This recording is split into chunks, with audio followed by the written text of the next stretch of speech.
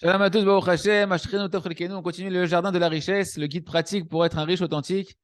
Et rappelez-vous qu'on était en train de parler du danger des jeux d'argent, de parier de l'argent, les paris. Vous savez que c'est marqué dans le Shulchan Aruch,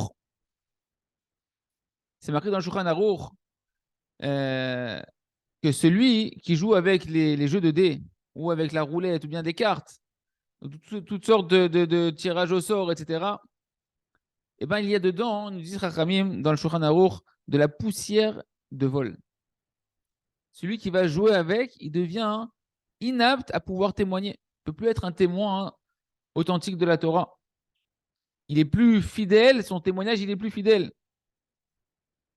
Et on doit savoir que Hachem, il a beaucoup d'envoyés, c'est-à-dire il a beaucoup de chemins pour t'amener à la Parnassa.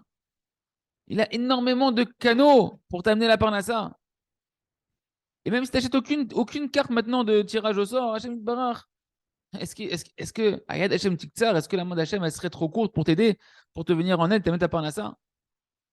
Donc les amis, au lieu d'être maintenant associé à toutes ces sociétés qui détruisent le monde. Il y a des gens, ils prennent des Horaat Keva, ils ont des, comment on appelle ça, des abonnements mensuels pour des loteries et pour des machins, etc. C'est-à-dire qu'ils versent de l'argent tous les mois, une somme considérable, pour être inscrits à des jeux de trucs, etc. Au lieu de faire ça et d'être associé à la destruction du monde, ça détruit des familles, ces choses-là. Eh ben, autant donner des horas de keva et des versements mensuels à des institutions qui vont augmenter la émouna dans le monde, qui vont construire le monde, des yeshivot, des Talmudei Torah, qui diffusent la émouna, de la crainte du ciel. Et comme c'est marqué, tout celui qui prend les créatures en pitié, tu veux donner de l'argent pour aider l'institution de Torah, pour les Chachamim, pour le Ham Israël, alors dans le ciel, on te prendra également en pitié.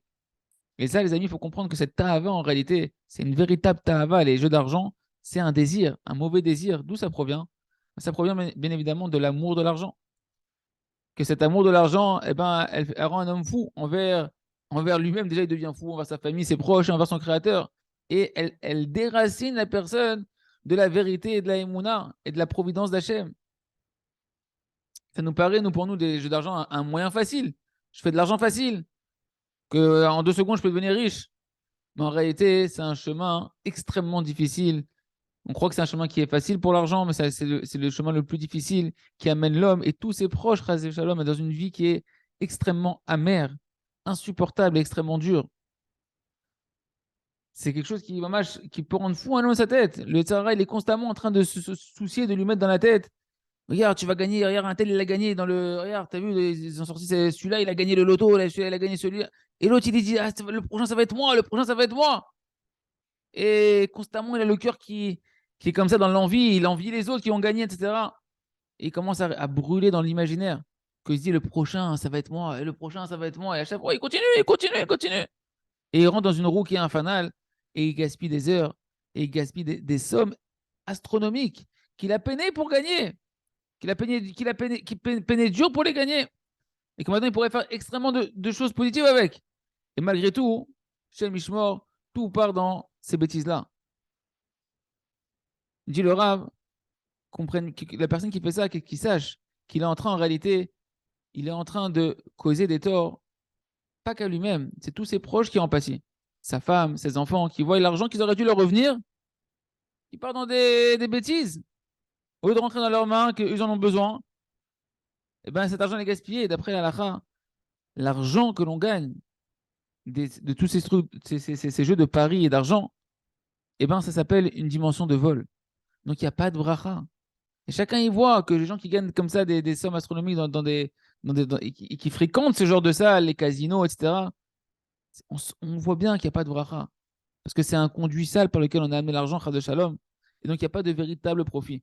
Il raisonne que chacun se renforce dans la Emouna et le bitachon, que si Akadosh Baruch Hu veut nous envoyer de l'argent, eh ben, il peut nous l'envoyer très facilement par un canal en or, en pierre précieuse de Hachem.